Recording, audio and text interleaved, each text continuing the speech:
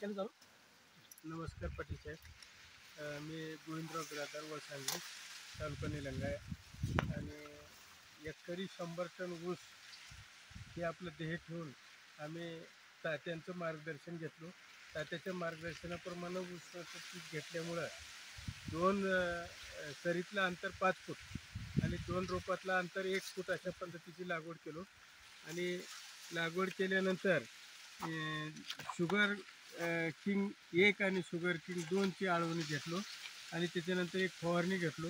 आणि खताचे डोसेस त्यांनी सांगितल्याप्रमाणे 24-09 आणि युरिया 9-24 आणि शुगर किंग काय युरिया आणि अमोनिया मॅग्नेशियम सल्फेट अशा प्रकारचे डोसेस दिल्यामुळे एकदम चांगल्या प्रकारची वाढ झाली.